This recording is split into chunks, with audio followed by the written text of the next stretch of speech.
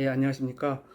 연세대학교 경영대학 사회가치 실현 경영인재교육연구단 BK 사업단 단장을 맡고 있는 임일입니다. 이번에 저희 BK 교육사업단이 ESG 환경성과 측정과 환경윤리 포럼을 주최하게 된 것을 굉장히 의미 있고 기쁘게 생각합니다. 여러분들이 다 아시다시피 최근에 기업 환경이 급격하게 변하고 있습니다. 특히 이제 ESG로 대표되는 다양한 새로운 가치들이 기업 경영에서 굉장히 중요한 의미를 갖게 됐고요. 특히 최근에 우리가 경험한 바와 같이 코로나 사태나 혹은 기후변화에 따른 여러 가지 환경 변화가 기업 경영에도 큰 영향을 미치고 있습니다.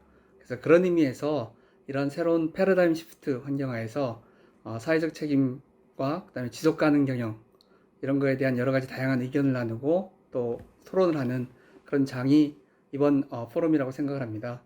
그래서 여러분들이 아무쪼록 이 포럼에서 많은 것들을 좀 얻어가시기를 바라고요.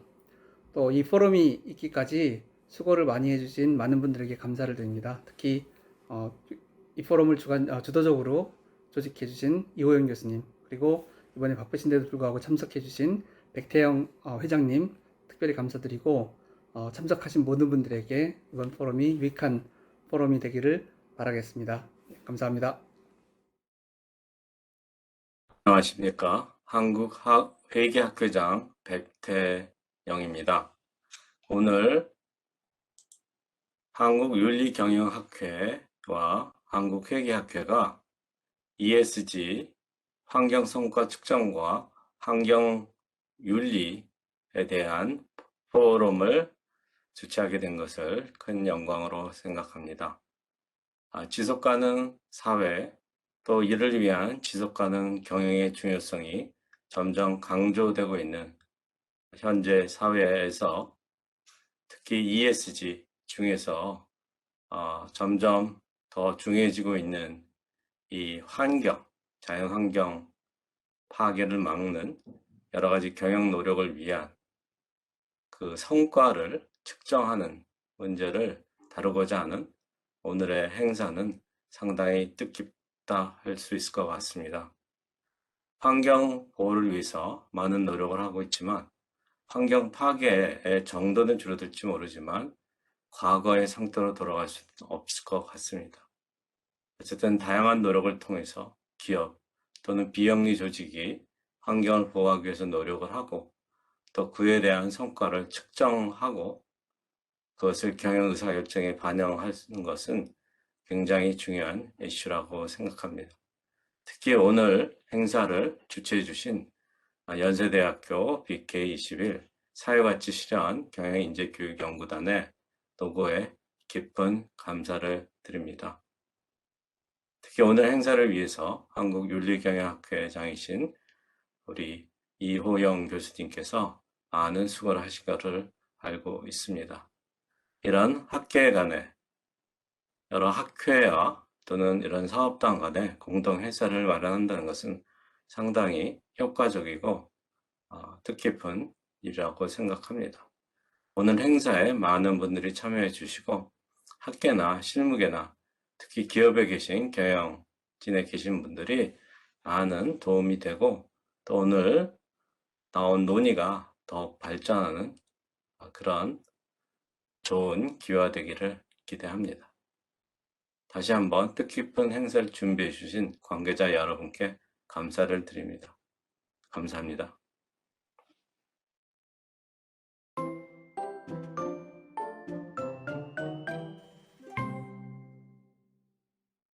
다음은 전남대학교 BK21 지속가능기업가치 교육연구단의 단장이신 이수열 교수님께서 ESG 평가 및 투자 동향, 그리고 기업 대응, 그리고 경영학의 연구 쟁점이라는 제목으로 두 번째 발표를 해주시겠습니다. 모두 박수로 환영해 주시면 감사하겠습니다.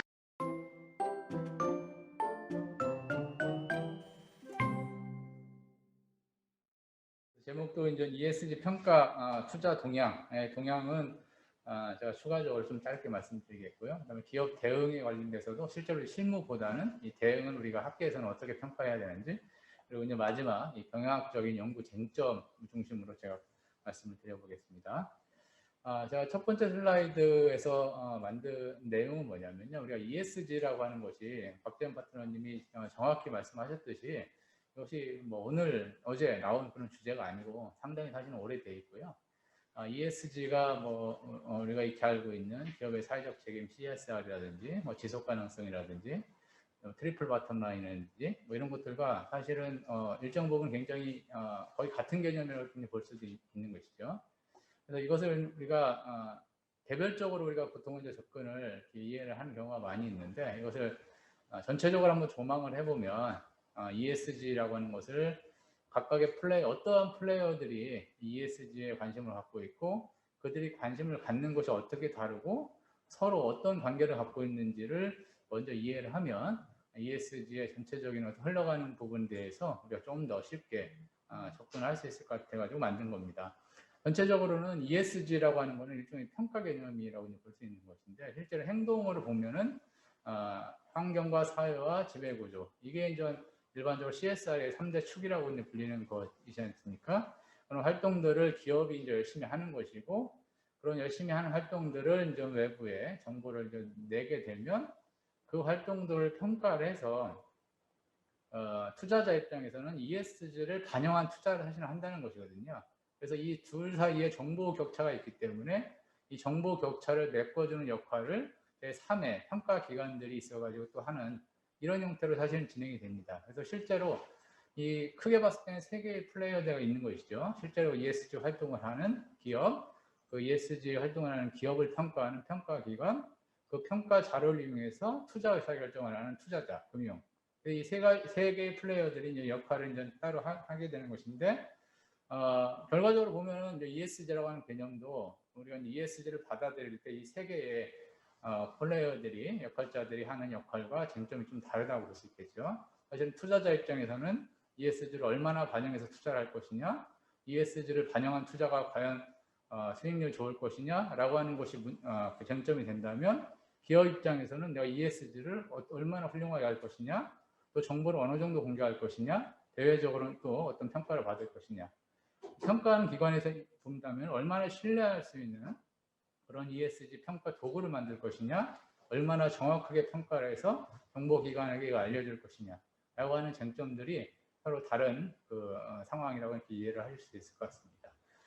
경영학적인 관점에서 보면은 사실은 경영학도 여러 분야가 있지 않습니까? 뭐 전략도 있고, 뭐 회계도 있고, 금융도 있고, 마케팅도 있고 그렇습니다. 그래서 똑같은 ESG라도 이 역할자들, 우리의 그 관심사가 어디에 있는지에 따라서 ESG를 이제 접근하는 그 주제, 학문적인 연구 주제도 분명히 달라질 수 있다. 그렇지만 전체적으로 이 세부적인 연구 주제는 이 전체적인 흐름으로 봤을 때 이 세 가지 역할자들의 서로 상호작용 속에서 일어난다. 이렇게 정리를 해볼 수 있을 것 같습니다. ESG가 이렇게 뭐 어제 오늘의 일이 아니고 사실은 수십 년 동안 진행이 됐지만 최근에 다시 이제 ESG라고 하는 이름으로 각광받는 몇 가지 그 이유들에 대해서 우리 박 파트너님께서 정확하게 말씀을 해주셨는데 저도 이제 마찬가지로 크게 봤을 때는 어떤 보면 제도적인 면, 투자 정책과 뭐 국가의 어떤 관심사, 두 번째는 금융기관의 관심사, 그리고 기후 변화 뭐 이 정도로 저는 이제 나름대로 정리를 해보고 있습니다. 실제로 이제 투자의 관점에서 보면은 기본적으로 투자라고 하는 것은 이 민간의 투자를 보통 얘기하지 않습니까? 근데 이제 비민간의 투자 금액이 상당히 증가하고 이 비민간의 투자라고 하는 것은 국가나 사회가 보통 관여를 하기 때문에 이 비민간의 투자 금액의 증가에 당연히 사회적으로 바른 그런 행동에 대한 평가를 하겠다라고 하는 그 흐름이 들어가게 되겠죠. 그래서 그런 흐름이 ESG 평가, ESG 투자, 그리고 ESG를 강조한 기업의 활동으로 영향을 주는 형태로 좀 등장을 하고 있다. 이렇게 생각을 해볼 수 있을 것 같고요. 그런 내용들은 그냥 스킵을 해보겠습니다. 마찬가지로 이제 국가의 재정이 특히 이제 코로나 이런 바이러스 같은 이런 사태에서 국가의 이제 재정을 통한 경기 부양이 굉장히 중요해지는데 이 항상 경기 부양이 있을 때마다 이 2008년도 그 서브프라임 mortgage 사태가 있을 때 미국과 중국에서도 경기 부양에 대한 재정을 이제 막 풀었는데요. 그때도 상당한 부분은 사실은 그린에 관련된 그쪽으로 재정이 이제 투입이 됐습니다. 마찬가지로 이제 코비드-19 이 사태에서도 이 재정이 민간에 풀어지게 된다면 아마 그 큰 정부의 돈이 이 그린과 관련된 형태로 나갈 것이고, 그러면 어떤 것이 과연 그린이냐, 어떤 것이 과연 ESG냐라고 하는 그런 화두가 또 생기는 것이죠. 그래서 좀 더 정밀하게 책정해야 되고 평가해야 되고, 정부의 돈을 투자할 때, 정부가 투자할 때 좀 더 사회적으로 바람직한 곳에 투자를 해야 된다라고 하는 그런 흐름이 커지면서 당연히 ESG가 다시 재평가를 받고 있다고 생각을 하고 있습니다. 뭐 EU의 그린딜, 한국에 뭐또 그 탄소 중립과 그린 그 뉴딜이 있었고요. 뭐 미국도 마찬가지죠. 그린 뉴딜, 특히 바이든 정부가 이제 새로 들어오면서 이 환경과 기후 변화에 관련된 그 대대적인 투자는 늘어날 것으로 생각을 하고 있습니다. 네, 여기도 넘어갈게요. 네. 마찬가지로 ESG가 다시 주목받는 또 다른 이유는 사실 기후변화라고 저는 생각을 하고 있습니다. 사실 기후변화는 이 환경의 문제가 절대 아니죠. 사실은 제가 이제 기후변화에 관련된 그런 학생을 교육도 하고 또 연구도 하고 있습니다만, 기후변화는 기본적으로 이제 에너지에 관련된 문제고, 에너지 중에서도 이제 경제에 관련된 문제이기 때문에 이 기후변화를 중장기적으로 또 단기적으로 다뤄야 되는 그런 상황이 되면서 이 기후변화는 실질적인 위험으로 이제 등장을 하기 때문에, 예전에는 조금 우리 박 파트너님이 좋은 표현 쓰셨는데 레토릭이라고 하잖아요. 보통 이거 중요하니까 해야 되겠다, 하자라고 이제 말이 보통 앞서는데, 기후변화라고 하는 주제가 뜨면서 이건 실질적인 위험으로 등장을 하고 있기 때문에 굉장히 손에 잡히는 주제가 이제 되었던 거죠. 그래서 이 기후변화라고 하는 거대한 어떤 그 파도를 헤쳐나갈 때 그 하나의 어떤 그 도구라고 해야 되나요? 그거를 이제 ESG로 삼고 있는 것 같고요. 특히 이제 투자 입장에서 보면은 예전에도 녹색 채권이나 그런 것들이 상당히 있었습니다. 역사적으로. 그렇지만 그것이 그 뭐 수익률이라든지 그런 통계에서 보면 뭐 썩어 그다지 좋은 거를 이제 보여주지 못했어요, 퍼포먼스를. 그런데 이제 기후변화라고 하는 것은 수익률에 좋은 것보다는 이 리스크 면에서 상당히 손에 잡히는 그런 결과들이 보이거든요. 그래서 굉장히 구체적이기 때문에 이 부분을 반영한 그 어떤 투자 같은 것이 더 등장을 하면서 당연히 자연스럽게 지금 ESG랑 연결이 되는 그런 형태를 볼 수 있을 것 같습니다. 다음에 이제 국제 무역에서도 이제 그 기후 변화와 관련된 내용, 그래서 뭐 탄소 국경세 그런 내용들이 언급이 되고 있기 때문에 기업에서는 실질적으로 이제 그 중요성이 부각이 되고 있는 것이고요. 그다음에 세 번째는 금융시장의 압력. 그래서 아까 말씀드린 것처럼 다 연결이 되어 있는데 사실은 그죠? 금융시장에서는 투자자를 찾을 때, 투자처를 찾을 때 기본적인 리스크에 관련된 그런 부분을 위해서 ESG 평가를 하는 것이고, 또 장기적으로는 ESG가 훌륭한 기업들이 안정적으로 수익을 가져올 가능성이 높다고 알려지면서 이제 ESG와 투자가 이렇게 결합되면서 ESG의 중요성이 증가를 한다, 이렇게 이해를 할 수 있을 것 같습니다. 넘어가겠습니다. 최근에 우리나라 꽤 큰 사실은 뭐라고 하나요? 쉐어홀더 액티비즘이라고 하는 것이 이제 금융에서 상당한 논란이 사실 되고 있는데, 어떻게 보면은 그 자본주의의 원리를 이용한 어떻게 보면 그 사회적인 가치를 실현을 강제하는 그런 제가 내린 정의인데, 그런 형태의 쉐어홀더 액티비즘이라고 하는 것이 좀 보편화되면서 기업이 예전에는 굉장히 자기의 의사결정이 독립적이었다면 지금은 이제 쉐어홀더가 내가 원하는 건 사회적 가치다, 이거를 위해서 네가 무언가를 해달라고 이렇게 직접적으로 요구하는 그런 흐름들이 이제 커지면서 당연히 이제 ESG가 중요하게 여겨지는 것 같습니다.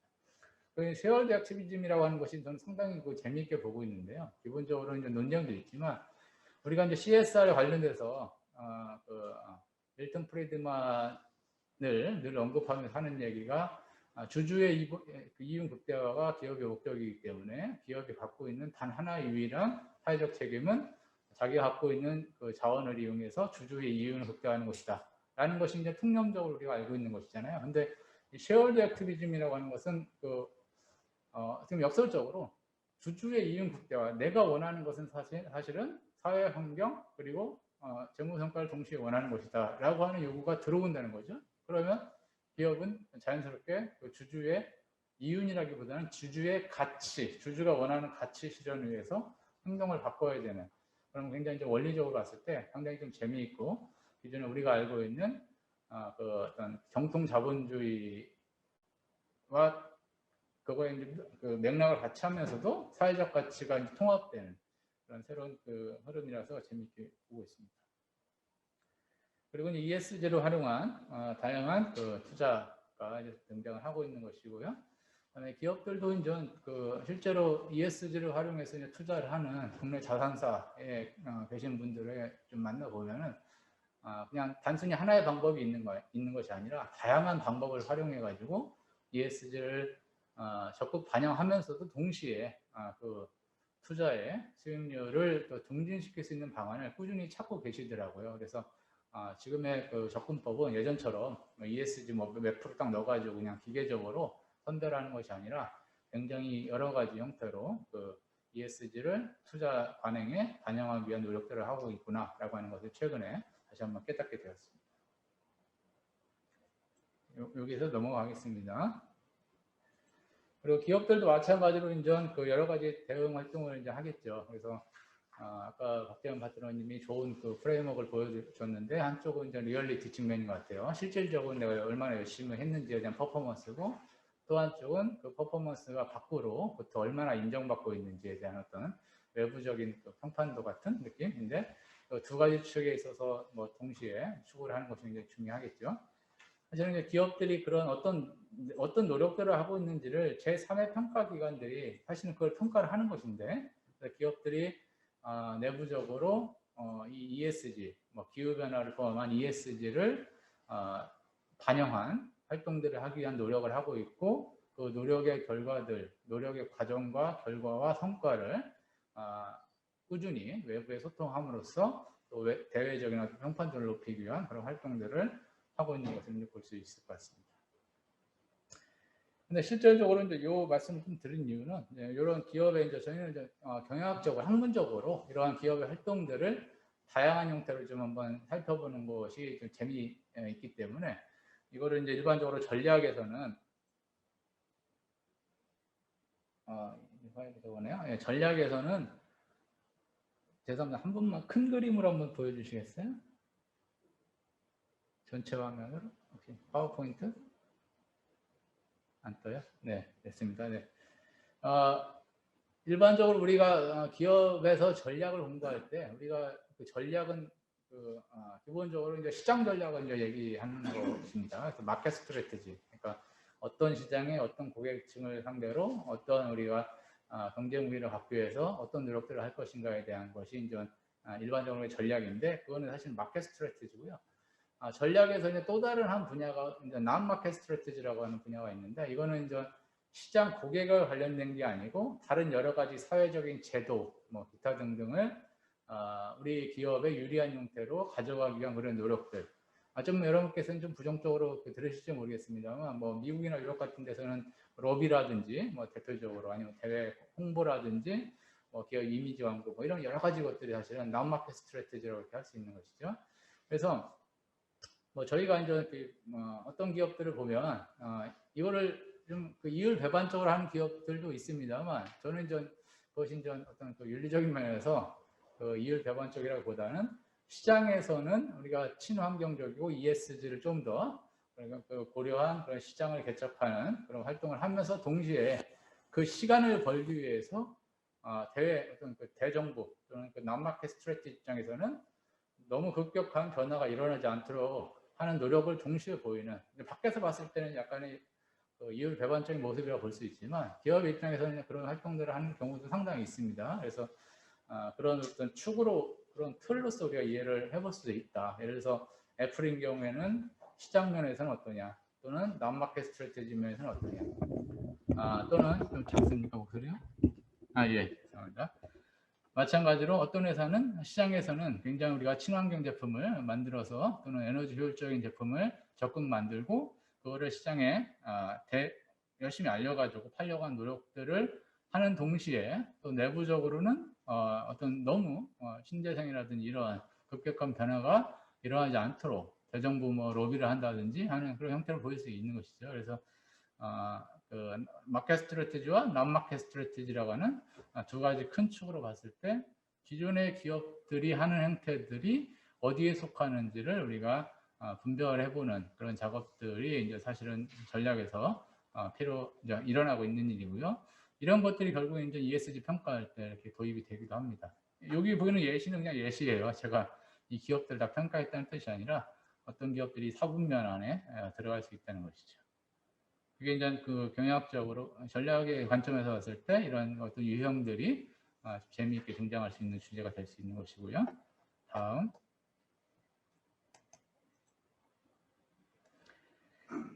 그리고 이제 저희가 이제 이게 윤리 경영학이기도 하니까 이런 ESG와 관련된 기업의 활동과 사회적인 기대를 윤리 관점에서도 한번 생각을 해볼 수 있는 그런 그 어떤 뭐라 그러냐 그 발제 면에서 한 장을 좀 만들어 봤습니다.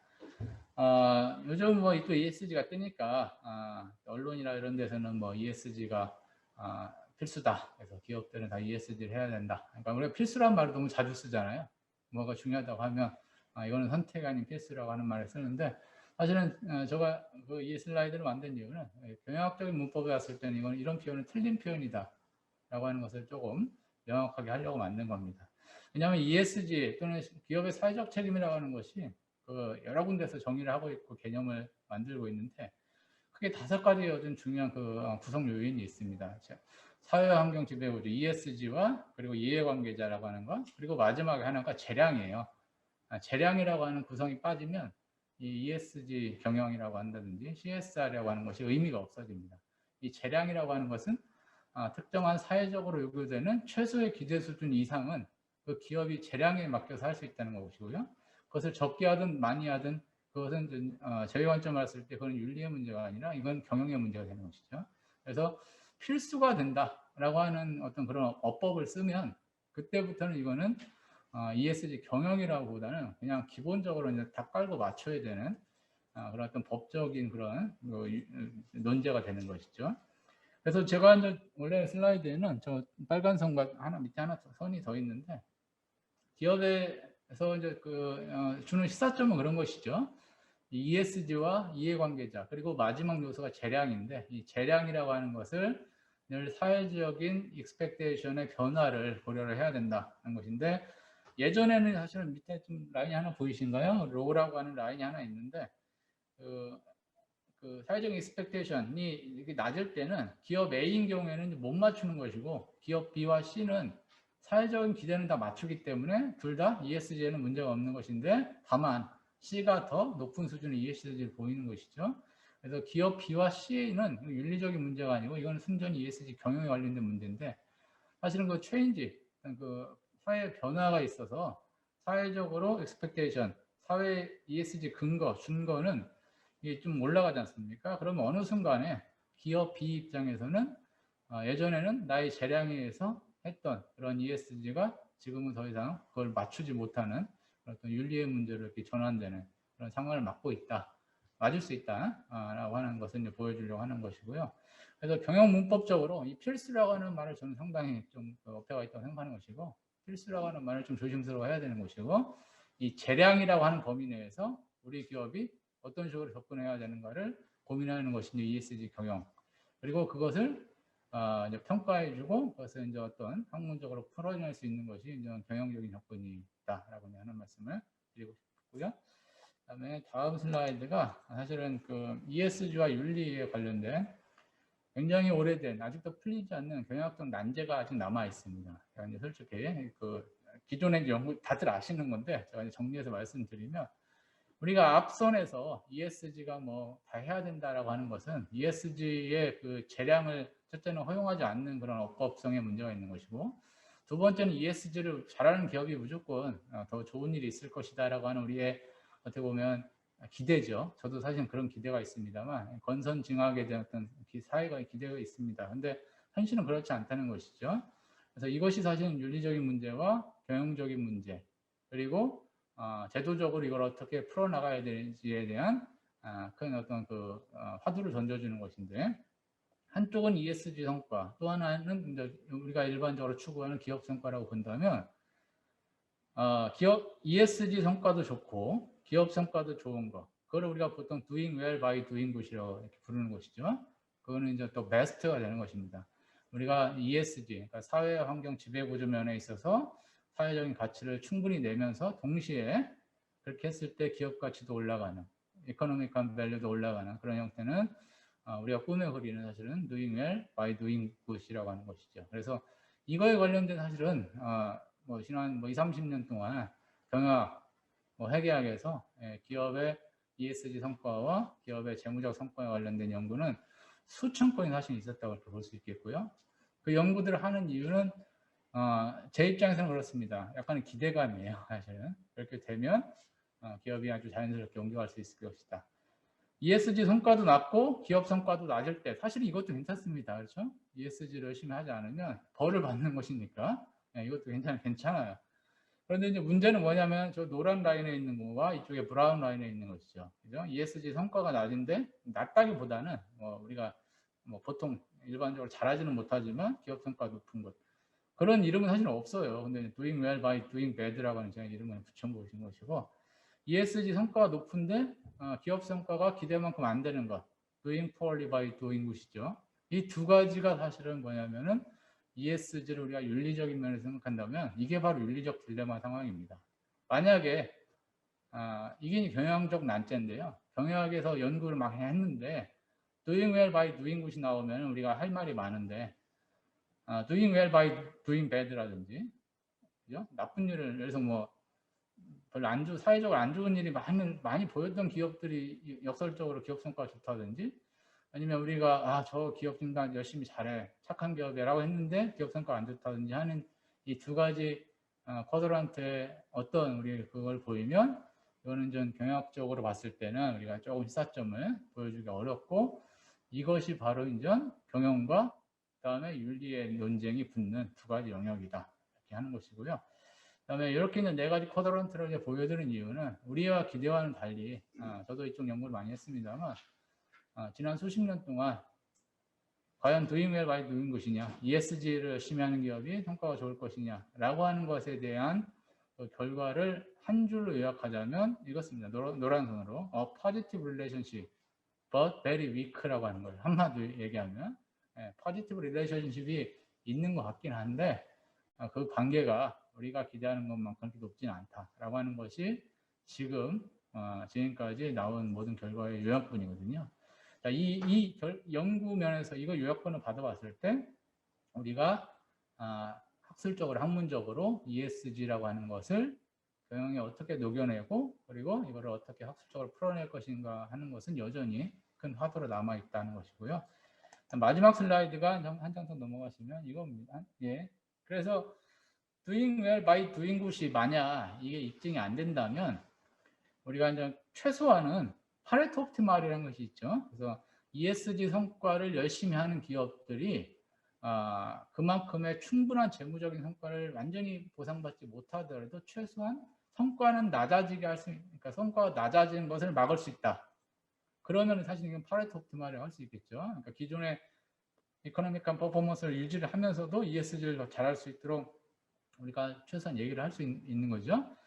자, 그러한 파레토 옵티멀을 유지하기 위해서 드디어 이제 이거는 기업의 자율적인 경영 활동에 맡기면 안 되고 어떤 제도, 그거에 대한 사회적인 제도로서의 어떤 보상, 두 번째는 시장, 그 컨슈머나 커스터머들이 아직은 이러한 ESG에 대해서 그 시장이 작동하지 않거든요. 마케팅 면에서 보면. 그래서 소비자와 고객들이 이런 ESG에 대해서 평가를 하고 그걸 통해 가지고 기업이 보상을 받는 그런 방법, 그리고 이제 금융시장에서 이것들을 최소한의 doing well by doing bad이라든지 doing poorly by doing good의 상황으로 떨어지지 않도록 하는 그런 기제들이 좀 필요하다. 그런 얘기를 할 수 있겠고요. 그래서 이런 내용들을 종합해 보면은 그렇습니다. 저희 이제 기대기도 하고, 이 ESG라고 하는 것이 기업의 어떤 활동을 이제 바꾸는 것이고, 그다음에 투자의 어떤 활동을 바꾸는 것이고, 그런 걸 통해 가지고 사회적인 가치와 경제적인 가치를 동시에 우리가 추구할 수 있는 방안을 찾는 것인데 여러 가지 난제가 있기 때문에 이거는 기업의 자율적인 경영, 그다음에 어떤 그 소비자와 고객에 관련된 여러 가지 그런 접근법, 그다음에 제도적인 어떤 보완 장치, 그리고 이제 금융적인 면에서의 새로운 어프로치가 좀 종합적으로 이루어져야 우리가 기대하는 doing well by doing good으로 사회를 좀 이끌어갈 수 있을 것이다 라고 하는 그런 잘 풀리지 않겠지만 우리가 계속 생각을 해봐야 되는 그런 화두를 마지막으로 이제 발표를 마무리하려고 하겠습니다. 좀 시간이 좀 길어졌으면 죄송합니다. 이상 발표를 마치겠습니다. 이수열 교수님 감사합니다. 아마 4가지 사보면 계속 오래 기억에 남을 것 같습니다.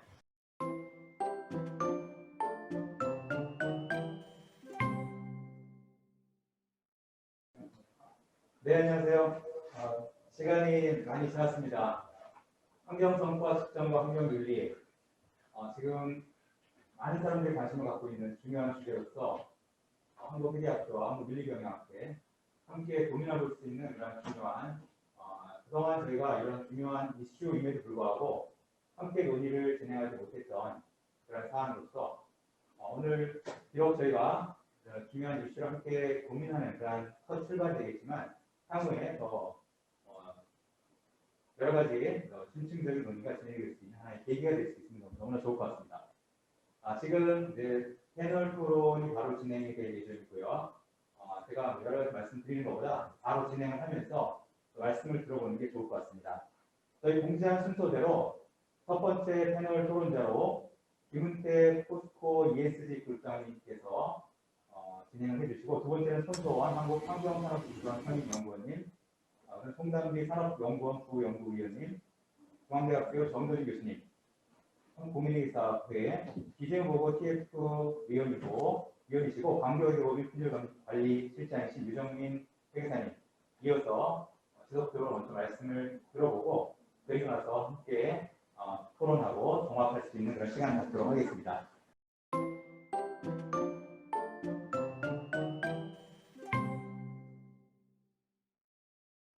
저는 3분만 말씀드리겠습니다. 요즘 그 포스코가 되게 이렇게 못하는 기업처럼, ESG를 못하는 기업처럼 그렇게 이제 언론에 인식되고 있어서 저는 포스코가 잘하고 있는 것들 몇 가지 좀 소개 좀 시켜드리겠습니다. 혹시 그 포스코가 2050 탄소 중립을 선언한 거에 대해서 알고 계실까요? 잘 모르시죠? 작년 12월 11일 저희들이 이제 기후 행동 보고서를 통해서 2050 탄소 중립을 선언을 했습니다. 근데 이 탄소 중립이 그 RE100이라는 거 있지 않습니까? RE100은 이제 에너지 분야에서 이제 그 신재생 에너지 100% 쓰겠다라는 거고, 이 탄소 중립은 생산 공정, 그다음에 에너지, 기타 등등 다 포함해서 이 탄소 중립, 그러니까 넷제로를 만들겠다라는 거라서 제가 그 RE100 대비해서 한 10배 이상 더 어려운 거 아닌가. 그런데 SK가 RE100 선언한 거에 대해서는 되게 높게 칭찬을 하시는 거에 비해서 포스코가 지금 그러니까 철강협회 차원에서 진행을 하고 있거든요. 이제 그런 부분들을 좀 이해해 주셨으면 좋겠고, 그 다음에 또 하나는 저희들은 그 지금 뭐 슬라이드가 안 나오는 것 같은데 기업 시민이라는 그 경영 이념 하에서 저희들은 이 ESG를 하고 있습니다. 그래서 포스코가 지난 50년 동안 제철 보국이라는, 그러니까 국가를 위한다라는 그런 차원에서 이제 경영을 해왔다면 앞으로는 이제 기업 시민, 그러니까 기업이 시민처럼 남들이 시키지 않아도 사회 문제에 대해서 적극적으로 개입을 하겠다라는 것을 선언을 했기 때문에 아까 말씀드린 그런 그 탄소 중립도 이제 저희들이 선언을 했고요. 그 또 하나는 저희들은 이 그 ESG를 규제로 보기보다는 또 하나의 이제 기회로 보고 있습니다.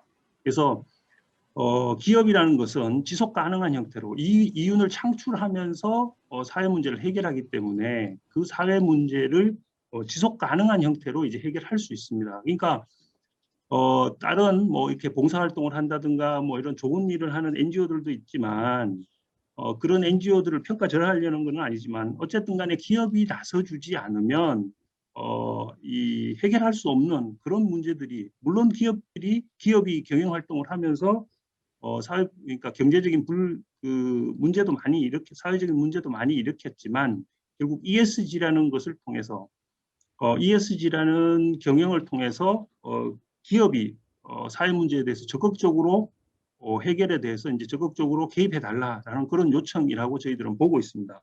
그리고 또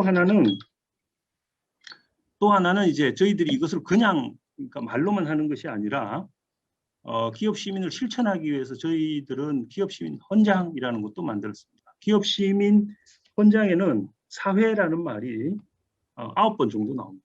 그리고 그 헌장을 구체적으로 실천하는 매뉴얼도 만들었습니다. 그래서 그런 것들을 하고, 또 하나는 이미 저희들은 그 기업 시민 가치라고 해서 한 170가지 정도의 활동을 하고 있는데 그것이 가지는 화폐적 가치, 또 올해는 그린 어카운팅이라는 측면에서 환경에 미치는 저희들이 이제 주로 이제 마이너스 영향이겠지만 그런 영향들을 화폐화해서 측정하는 그런 것들도 시작을 하고 있습니다. 이상 마치도록 하겠습니다.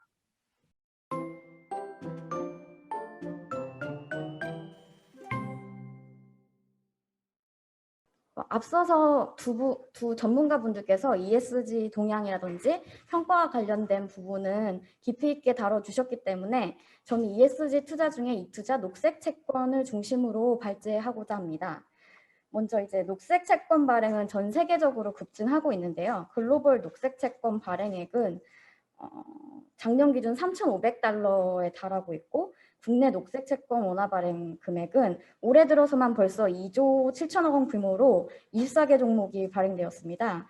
이렇게 녹색 채권 발행이 급증하게 된 배경은 앞서서도 계속 언급되었던 세계 각국이 탄소 중립을 선언하였고, 우리 정부도 지난해 2050 탄소 중립 전략을 발표하면서 기후변화 대응이 이제 일시적인 이벤트가 아니라 앞으로 강력하게 예측 가능한 정책이다라는 시그널이 시장에 전파되었다고 볼 수가 있습니다. 녹색 채권 핵심 사항인 사후 보고에 대해 좀 논의하기 전에 정부 주요 동향에 대해서 먼저 설명드리도록 하겠습니다. 관계부처는 녹색 채권 발행 활성화를 위해서 다양한 노력을 기울이고 있는데요. 첫 번째로 녹색 채권 발행자를 지원하는 법적 근거를 마련하였습니다.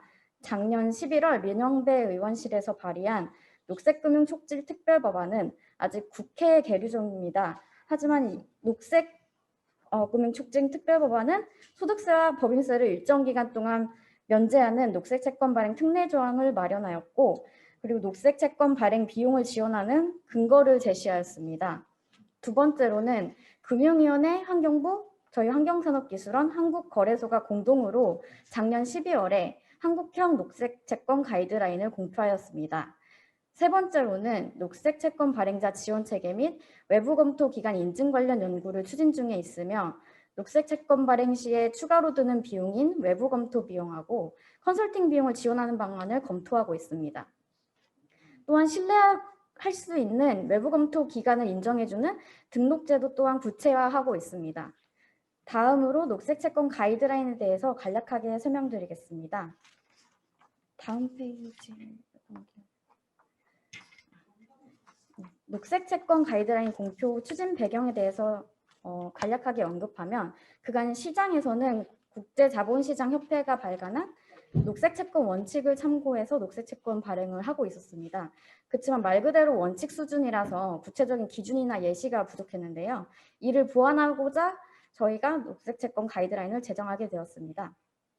가이드라인 상에서는 녹색 채권 원칙과 EU 녹색 채권 기준, 그리고 일본 녹색 채권 가이드라인을 참고해서 작성하였고, 조달자금 사용처, 녹색 프로젝트 평가 선정 과정, 조달자금 관리, 그리고 사후 보고, 이 네 가지 핵심 요소와 외부 검토에 관한 사항에 대해서 설명하고 있습니다. 녹색 채권이 일반 채권과 다른 점은 화면의 녹색 채권 발행 절차와 보시다시피, 녹색 채권 발행 전에 발행자는 관리 체계를 수립하고 외부 검토를 받아야 됩니다. 그리고 녹색 채권 발행 후에는 자금 사용처와 환경 개선 효과에 대한 보고서를 작성하고 공개해야 되는 의무를 지니고 있습니다. 이와 같이 녹색 채권은 발행자가 조달자금 사용처에 대한 정보와 환경 개선 효과에 대한 보고서를 작성하고 발행자의 홈페이지 및 그리고 한국거래소가 운영하고 있는 사회책임 투자채권 세그먼트에 공개하도록 되어 있어서 투자자들이 채권에 관한 상세한 정보를 모니터링할 수 있다는 점에서 일종의 워치독으로서의 기능을 할 수 있게 됩니다. 녹색 채권을 발행함으로써 기업이 추진하는 녹색 프로젝트에 대한 환경 성과를 공개하는 메커니즘이 구축돼서 그린워싱 방지를 위한 모니터링 활성화와 보고서의 외부 검토를 통해 정보 신뢰성을 확보하게 됨으로써 궁극적으로 녹색 투자가 활성화되는 것을 기대할 수 있습니다. 다만 현 녹색 채권 가이드라인 상에서는 발행 전 관리 체계에 대한 외부 검토는 의무화되어 있지만 발행 후 사후 보고서에 대한 외부 검토는 사실 권고사항으로 의무화되어 있지는 않습니다. 이는 저희가 그 가이드라인을 작성하는 과정에서 이해관계자 의견 수렴을 진행해왔는데요. 지금 발행자 지원 제도가 구축되지 않은 상황에서 먼저 의무화부터 하게 되면은 채권 발행이 위축되지 않을까라는 우려가 있어서 그 우려가 반영된 문구입니다. 향후에 녹색 채권 발행 시장이 안정화되면 의무화하는 방향으로 녹색 채권 가이드라인을 개정할 계획에 있습니다. 화면 보시다시피 저희가 사후보고 공시 양식도 채권 가이드라인에 담았는데요. 중요한 부분은 이제 빨간색 박스에 환경 개선 효과를 산정하는 게 발행자들이 가장 궁금해하고 어려워하는 부분입니다. 이것은 이제 각 기업별로 참고하는 방법론하고 과정이 달라서 이 부분을 좀 쉽게 작성할 수 있도록 정부 차원에서 중점적으로 지원하려고 계획을 하고 있습니다. 특히 금융기관 같은 경우에는 녹색 채권을 발행하고 조달 자금을 여신에 활용할 때 단지 이제 몇 개 기업의 대출을 실행하는 것이 아니라 많은 기업을 대상으로 대출을 실행하기 때문에 각 기업이 수행하는 사업에 대한 환경 개선 효과를 산정하고 보고서를 작성하기 위해서 기업에게 정보를 요청하고 그 정보를 받아서 작성한다는 게 조금 어려운 사항입니다. 그래서 이제 PF 이외의 여신의 경우에는 사후 보고 작성 방법론에 대해서 좀 더 연구가 필요한 상황입니다. 앞으로 이제 정부에서 기업이 환경 성과를 달성할 수 있도록 참고할 수 있는 기준을 시장에 좀 더 제시하고 녹색 채권 발행과 무엇이 녹색 경제 활동인가를 정의하는 녹색 채권, 녹색 분류 체계를 적용하는 시범사업 추진을 계획을 하고 있습니다. 또한 혼란 야기되는 모호한 부분들을 지속적으로 저희가 의견 수렴하고 모니터링해서 적용 사례집이라든지 FAQ와 같은 보고서를 발간하려고 계획을 하고 있습니다. 또한 사후 보고가 핵심인 만큼 발행자가 어려움을 겪고 있는 부분이 환경 개선 기여도 산출 방법론을 연구해서 온라인 플랫폼상의 계산기를 구축할 예정입니다. 환경 개선 기여도 계산기 개발과 녹색 채권하고 녹색 분류 체계와 관련된 정보 DB를 구축해서 누구나 볼 수 있는 종합 정보 플랫폼 구축도 구상 중에 있습니다. 이는 녹색 채권 발행자가 녹색 프로젝트 추진하고 환경 성과 평가를 용이하게 할 수 있는 지원책으로서 마련될 것입니다. 녹색 금융 영역이 아직 초기 단계로서 환경과 금융 두 분야를 전반적으로 아우르는 전문가가 많지 않고 경험칙이 쌓여있지 않아서 조심스러운 경향이 있지만 기후변화 이슈가 메가 트렌드로 자리매김하면서 녹색 채권 발행에 대한 수요가 많아지는 긍정적인 시장 상황이 주어지고 있습니다. 이제 과거의 ESG라든지 기업의 지속 가능 경영이라고 하면 사회공헌의 관점에서 ESG 관련 부서만의 일로 치부되었다면 이제는 기업 전략 측면에서 재무적 성과에 영향을 미치는 ESG 요소를 통합하여 기업의 전략에 반영하는 접근 방식으로 논의가 많이 진행되고 있는 것 같습니다. 이제 기업 내 자금부에서도 ESG 투자라든지 녹색 채권 발행에 긍정적인 반응을 보이고 있고 녹색 채권 발행 과정이 기업 내 여러 부서의 업무가 연결되어 있어서 기업 전사적으로 ESG 개념이 전파되고 있어 의미 있는 성과, 환경 성과가 상출될 것 같습니다. 이상으로 발제를 마치도록 하겠습니다. 네, 감사합니다. 환경산업기술원 환경부 산하에 있는 연구원으로서 지난 6개월 동안 녹색 채권 가이드라인 실무 작업을 진행해 주셨습니다. 그동안 녹색 채권이라는 용어는 매스컴에서 지속적으로 등장하고 있음에도 불구하고 명확하게 그에 대해서 가이드라인이 없었는데 작년 말에 환경산업기술원에서 그 부분에 대한 초안을 잡아주시고 앞으로 향후에 더 많은 연구가 진행되리라고 기대하고 있습니다. 바로 이어서 정도진 교수님께서 바로 말씀을 좀 이어서 부탁드리겠습니다.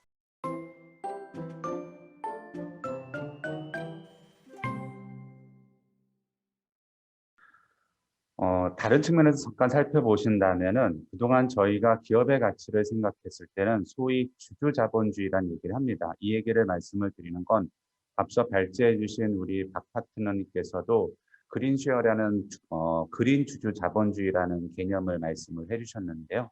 그 이전에 이제 저희가 믿고 있었던 것은 기업이 돈을 많이 벌면 기업 가치가 올라간다는 믿음을 1970년대 프리만 교수님 이후로 지금까지 가져왔었습니다.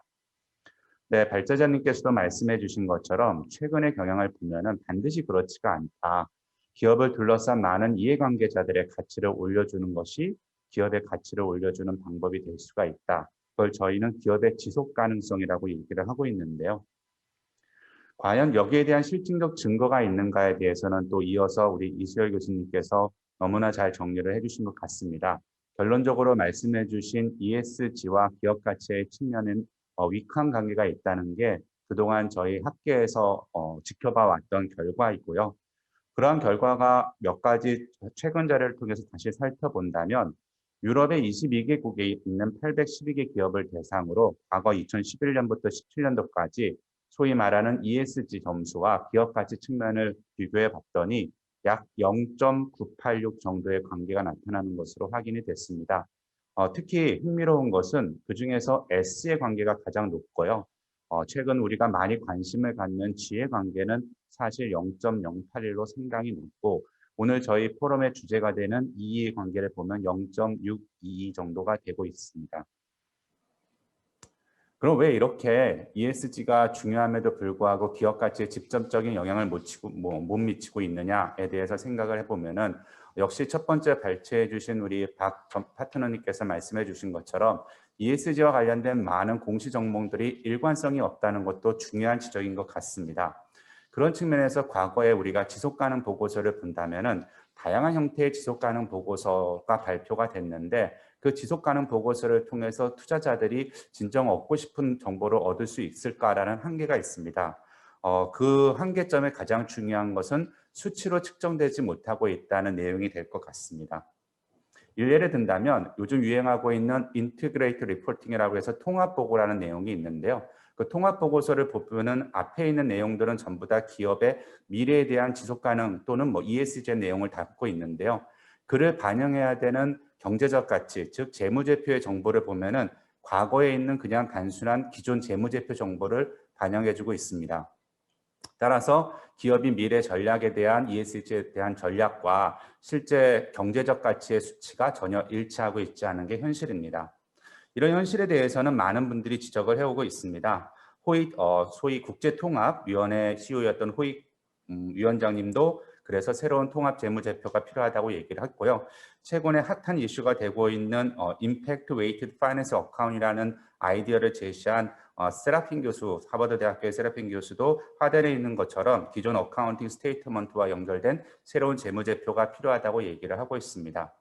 저희 회계학계에서도 많은 논란이 있는데요. 그 중에서도 저를 포함한 몇몇 교수님들이 제안하고 있는 내용은 앞서 말씀드린 이런 경제적 가치와 ESG를 포함한 이해관계자의 가치를 통합해서 하나의 수치로 보여줘야 될 것이 아닌가라는 내용을 하고 있습니다. 그렇다면 지속가능 보고서 등과 같이 비계량적 또는 미래에 대한 전략적 보고서가 수치와도 연계된 것을 저희는 Integrated Finance Statement라고 부르고 있는데요.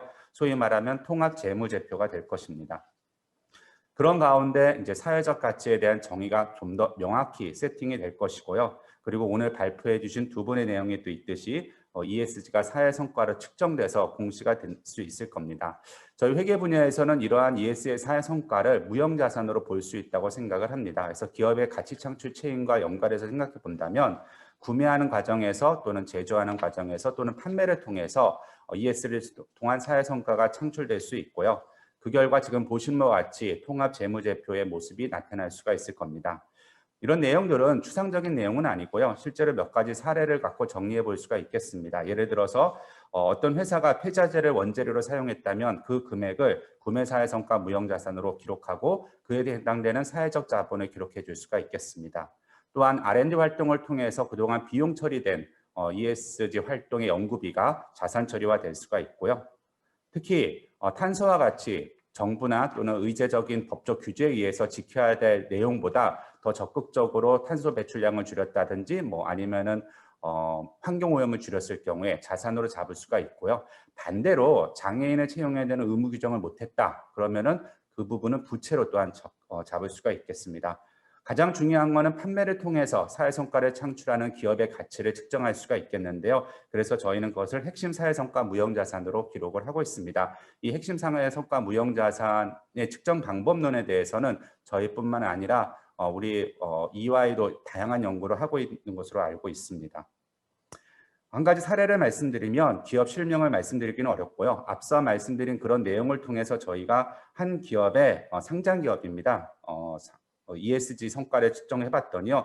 지금 보시는 일반 재무제표와 통합 재무제표의 부채 비율이 전혀 다르게 나타나는 걸 확인해 볼 수가 있겠고요. ROA도 전혀 다릅니다. ROA 금액을 보면 무려 3%의 차이가 나타나고 있고요. 더군다나 ROE 같은 경우에는 큰 차이가 보여지고 있어서 이 기업의 주가 상승이 현재 일반 재무제표로는 설명이 안 되는데 이 통합 재무제표를 보면은 이 기업의 주가 상승이 설명이 되고 있습니다. 오늘 발표 내용의 두 분의 내용을 기초해서 저희 회계 쪽에서 접근하는 방법을 말씀을 드렸습니다. 감사합니다. 네, 감사합니다. 구체적으로 ESG 정보를 어떻게 재무적 정보로 만들어서 발표할 것인가에 대해서 그동안 또 많은 연구를 진행해 주셨고 그에 대한 몇 가지 안을 또 오늘 의견을 공유를 해주셨습니다. 좀 마지막으로 저희 유정민 관계회계법인 품질관리실장님께 토론을 부탁드리겠습니다.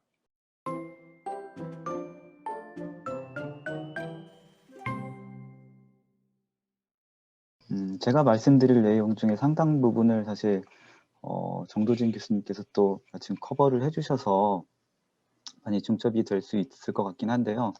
일단 제가 준비된 대로 말씀을 한번 드려보도록 하겠습니다.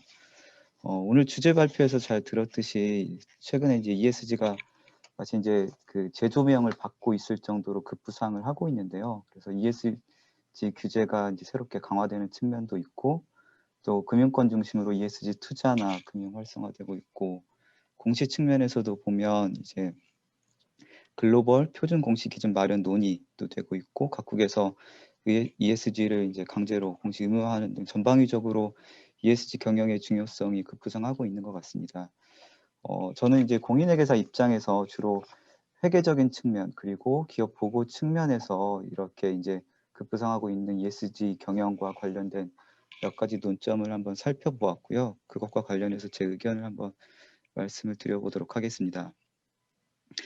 일단은 학문적 정의와는 다를 수 있지만 회계에 대해서 제가 한번 말씀을 드려보고 싶은데요. 실무적 측면에서 회계의 목적을 여러 가지로 표현할 수도 있겠지만 제 생각에는 가장 중요한 것은 기업 가치 측정, 밸류에이션을 목표로 한다고 생각을 합니다. 그런데 이 밸류에이션이라는 것은 전통적으로도 그렇고 현재까지도 주주를 위한 것이며 조금 더 넓게 보더라도 채권자까지만을 포함하는 즉 재무적 이해관계자를 대상으로 하고 있습니다. 그런데 이렇게 회계적으로 측정되는 단기적인 재무적 성과하고 기업의 지속가능한 가치 창출 능력은 서로 다를 수밖에 없는데요. 바로 이런 지점에서 기업의 단기적 재무 성과와 지속가능한 가치 사이의 간극을 메워줄 수 있는 게 바로 ESG 경영이라고 생각을 합니다. 그래서 이제 ESG가 기업 경영의 중요한 원칙으로 대두되고 있다고 생각을 합니다. 그런데 여기서 제가 생각하는 문제는 주주의 위임을 받은 기업의 경영자는 근본적으로 현행 주주의 가치 극대화를 경영 목적으로 하기 때문에 과연 그러한 ESG 원칙이 과연 이러한 기업이 현행 주주의 가치 극대화를 하는 테두리 내에서 잘 들어맞느냐라고 했을 때 문제가 좀 있을 수도 있다라는 생각이 듭니다. 왜냐하면 ESG는 주주를 벗어나서 모든 이해관계자의 장기적 가치를 고려하는 경영 원칙이기 때문이라고 생각을 하는데요. 그래서 저는 ESG 경영의 대두가 주는 가장 큰 임플리케이션이 바로 이제 기업의 성과와 가치에 대한 이해관계자 개념의 확장이라고 생각을 합니다. 주주 또는 채권자 중심의 성과 평가하고 가치 측정에서 벗어나서 환경이라든지 노동자, 소비자, 크게는 시장이나 사회 자체가 이제 기업에 대한 스테이크홀더가 될 수 있는데 이들이 중시하는 지속 가능한 가치 성장에 기여하는 방향으로 기업 경영이 이루어지도록 하고 그 성과가 이제 시장에서 평가되도록 하는 것이 이제 최근 활성화되는 ESG의 목표라고 생각이 되는데요. 그래서 이러한 점과 관련해서 이제 고민이 필요한 부분을 생각을 해봤는데요. 첫 번째로는 제가 이제 그걸 이해관계자의 가치 얼라인먼트 측면이라고 한번 말씀을 드려보고 싶은데요. 저는 전통적으로 추구해온 주주가치 극대화라는 목표하고 ESG 경영을 통해 이루려는 주주 외의 이해관계자 목표가 얼마나 얼라인되어 있는지가 ESG 경영의 발전에 매우 중요한 요소라고 생각을 했습니다. 왜냐하면 ESG 경영 활동 중에는 단기적이고 직접적인 기업 가치 증가 효과가 있는 부분도 있지만 그렇지 않은 영역도 상당히 많기 때문이라고 볼 수 있는데요. 그랬을 때 단기적이고 직접적인 성과를 요구하는 재무적 투자자의 목표하고 ESG 목표가 부합하지 않을 때 어떻게 이들의 목표를 조화시킬 수 있는지 생각을 해볼 필요가 있다고 생각을 합니다. 이런 것을 관가한다면 이제 궁극적으로 ESG 경영이 추구하는 지속 가능한 가치 창출이 종래의 목표랑 하나로 융합되지 못하고 대립과 갈등도 불러일으킬 수 있다고 생각을 합니다. 그리고 또 자발적으로 ESG 경영을 지금 많은 기업들 이제 추진을 하고 있는데 기업의 경영진 또는 이사회 등 기업의 이제 지배기구가 가장 중시하고 어려워하는 것 중에 하나가 바로 ESG 경영 활동이 미치는 성과를 측정하고 이를 통해 이제 주주를 설득해 나가는 과정이라는 점도 이와 일맥상통한다고 생각을 합니다. 저는 환경윤리를 이제 비롯해서 ESG 경영을 이제 기업 측면에서 기업이 불편하지만 사회적 요구 때문에 이제 지켜야 할 도덕적 책무 또는 그러한 도덕적 책무 중에서 일부는 이제 규제로 만들어져서 강제화되고 있다라는 시각에서만 바라보지 않기를 바라는데요. 즉 이제 ESG 경영이 장기적인 기업 가치 제고를 이루는 도구와 과정으로 자리 잡는 것이 이제 건전하고 바람직한 발전 방향일 텐데 그렇게 되려면 결국에는 기업의 장기적 가치 제고라는 통합적인 사고의 틀 안에서 ESG 경영을 이제 바라볼 수 있도록 장치를 마련해 주는 것이 필요하지 않은가라는 생각이 들고 그래서 이제 몇 년 전에 등장한 이제 IRC의 통합 보고도 이제 이러한 관점에서 이제 출발을 한 것으로 이해를 하고 있습니다. 그래서 저는 이제 이러한 측면에서 회계 내지 기업 보고가 큰 역할을 할 수 있다고 생각을 하는데요. 어려운 과제이긴 하겠지만 ESG 경영이 기업의 장기적 성과와 가치와의 관련성을 신뢰성이 입증된 일관된 기준으로 측정해서 보고할 수 있다면 이렇게 어려운 이해관계자의 가치 얼라이먼트에 큰 역할을 할 수 있다고 생각을 합니다. 최근의 동향을 살펴보면 비재무 보고 기준과 관련해서 유의미한 변화 움직임이 있습니다. IFRS 재단 산하에 국제적으로 통일된 비재무 보고 기준 재정기구 설립 논의가 이루어지고 있고요. 신뢰성 있고 일관된 기준 개발을 목표로 하고 있습니다. IFRS 재단이 이제 작년 9월에 발표한 컨설테이션 페이퍼 중에 이제 제가 주의 깊게 바라본 부분은 바로 비재무 보고 기준이 다뤄야 할 정보의 범위 또는 이제 중요성 원칙에 관한 부분입니다. 그 내용에 따르면 비재무 보고에 담길 수 있는 정보는 좁게는 기후변화 같은 이제 환경, 사회적 요인이 기업에 미치는 영향에 관한 정보에서부터 넓게는 기업이 환경, 사회에 미치는 영향에 관한 정보를 생각해 볼 수 있음을 제시하고 있고 그 사이에서 어떻게 보고 범위를 결정할지에 관한 질문을 던지고 있습니다. 이 질문은 여러 가지 난제를 저는 함축해서 표현한다고 생각을 하는데요. 첫 번째가 기업 보고에 대한 이해관계자의 중심을 재무적 이해관계로 볼 것인지 아니면 보다 폭넓은 이해관계자로 볼 것인지에 대한 고민을 일단은 포함하고 있고 두 번째로는 어떤 활동은 기업 가치에 직접적인 영향이 있을 수 있지만 어떤 활동은 그렇지 않기 때문에 어떻게 구분해서 표현할지에 대한 문제도 포함하고 있고 마지막으로는 어떻게 재무적으로 측정할 것인지에 대한 고민도 담겨져 있다고 생각을 합니다. 이렇게 어려운 난제 속에서 저는 학계의 역할을 좀 기대를 해보고 싶은데요. 물론 이미 상당 기간 지속가능 보고를 통해서 기업의 사회적 책임 이행에 관한 이제 공시가 이루어져 왔었고, 이런 뭐 지속가능 보고서 발행, 사회적 책임 이행이 기업 가치 관련성이 있는지에 대한 연구가 이제 상당히 이제 많이 있어 왔습니다. 그럼에도 불구하고 사실 제 생각엔 아직 확립된 그 성과 측정 도구, ESG 정보 또는 비재무 보고에 대한 성과 측정 도구가 없어서 ESG 경영 활동의 가치와 성과 관련성을 파악하고 분석하는 것이 어렵고, 상당 부분 정보 이용자한테 이제 정보 이용자의 몫으로 남겨져 있다고 생각이 되는데요. 지금 ESG 경영이 기업 생존의 필수적인 경영 원칙으로 대두되고 있는 상황에서는 제 생각엔 이게 마치 굉장히 이상적인 주장일 수도 있겠지만은 기업의 ESG 활동을 조금 더 과거보다 조금 더 세분화해 보고 각각의 요소와 기업의 성과 또는 가치 창출 능력과의 관계가 있는지, 그것이 뭐 양의 관계인지 음의 관계인지, 그리고 그 거리, 그게 직접적인지 간접적인지, 그리고 그 영향 수준, 머티리얼리티를 평가할 수 있는 연구가 좀 있었으면 좋지 않을까 이런 생각을 해봤고요. 그런 연구가 활성화된다면 재무 성과와 비재무 성과를 조금 더 통합적인 시각에서 바라볼 수 있는 회계나 기업 보고 기준과 원칙을 수립하는 데 도움이 될 것이라고 생각을 합니다. 마지막으로 이제 몇 가지 이제 추가적인 실무적 이슈만 제가 말씀을 드리고 말씀을 마치려고 합니다. ESG 경영이 정착하기 위해서는 기업의 거버넌스 문제도 저는 중요하다고 생각을 하는데요.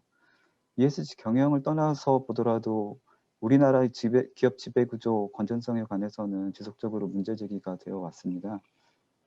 그런데 ESG는 사실은 기업 경영에 대한 이해관계자를 주주에서 더 확장하기 때문에 새로운 거버넌스 이슈를 낳을 수도 있다고 생각을 합니다. 그래서 기업 내 ESG 거버넌스가 잘 갖춰져 있지 않은 상황에서는 ESG 경영을 실질적으로 추구하기가 어렵고, 뭐 추구한다고 하더라도 결국에는 외형적 성과나 최소한의 규제 충족밖에 할 수 없지 않을까 이런 생각이 들어서, 지금 금융 보도자료에 따르면 2025년부터 ESG 정보 공개를 의무화하고 있는데요.